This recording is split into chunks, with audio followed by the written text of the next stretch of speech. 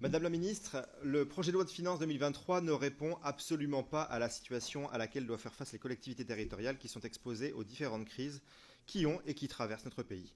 Pire, vous prévoyez l'austérité pour nos collectivités. Madame la ministre, malgré le sérieux des élus locaux, le fonctionnement des collectivités est en augmentation. De l'augmentation du point d'indice mérité par les fonctionnaires mais imposée par le gouvernement aux collectivités sans compensation, à l'augmentation du coût de l'énergie, les élus peinent à boucler leur budget. Quant à leurs ressources, elles sont à la peine. Alors, quelle solution propose le gouvernement? Eh bien, vous proposez de les asphyxier encore un peu plus. Concernant les dépenses, notamment liées à l'énergie et à l'augmentation du point d'indice, nous vous avons arraché un budget pour les collectivités cet été, après que vous ayez rejeté en bloc la compensation totale de l'augmentation du point d'indice que nous proposions. Mais ce budget arraché de justesse est insuffisant. Vous avez décidé d'en faire ce que vous appelez un filet de sécurité.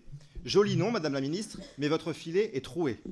Les critères pour que les communes en bénéficient, par exemple, sont tels que nous estimons à moins de 10% celles qui y seront éligibles. D'ailleurs, vos critères font qu'il faudra attendre le vote des comptes administratifs de 2022, donc en 2023, pour connaître définitivement qui est éligible.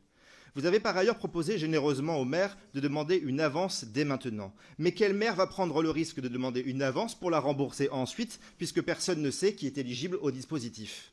Je note aussi que le document du ministère précise que les versements pourront s'étaler jusqu'au 31 décembre 2023. Et quand l'on connaît la lenteur de l'État à verser les sommes, il y a de quoi être inquiet.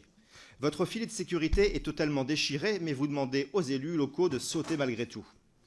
Concernant les recettes, ce n'est guère mieux, mais je ne vais pas m'y étaler puisque je n'aurai pas assez de temps. Madame la ministre, ma question est assez simple. La fonction de ministre vaut-elle vraiment votre reniement de la réalité du terrain et ce mépris pour les collectivités? Merci.